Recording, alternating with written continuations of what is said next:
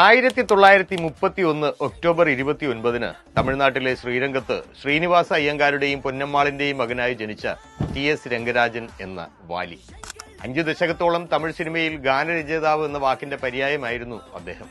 10,000-ലേറെ പാട്ടുകൾ രചിച്ചിട്ടുള്ള വാലി എംജിആറിന്റെ സ്വന്തം പാട്ടെഴുത്തുകാരനായാണ് അറിയപ്പെട്ടിരുന്നത്.